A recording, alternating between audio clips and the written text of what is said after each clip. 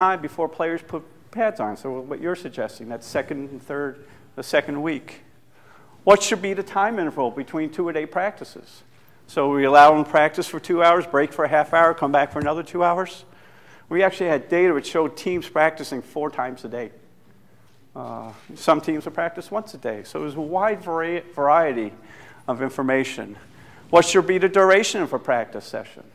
We had teams practicing up to 3-4 hours. We had others doing a half hour, or 45 minutes, or walkthrough. So it really, there's a lot of variance across the schools.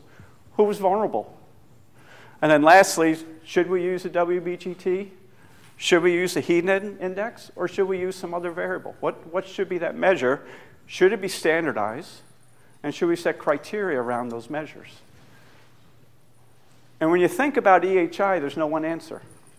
So myself and Philip could be in identical conditions, doing identical things in identical shape. He doesn't get the EHI and I do. Why? I mean, there's so many factors. Everyone says, well, just modify the environment. Well, it's more than just the environment. Environment's a factor, and it's an important factor. But it also has to do how much acclimatization. Phil could have been practicing outside all day, and I didn't do anything during the summer. Does somebody have a previous history? What is the nutrition, duration of practice, your fitness level? Again, it's multidimensional. It's not a one-to-one thing.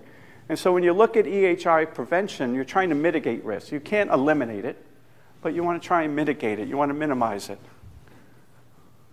So how are we going to get there? And this is the information we shared with the GHA executive and coaches, is we wanted to share information and knowledge for them to make the best decision, working together in forming this policy. Again, we wanted to learn from other experiences.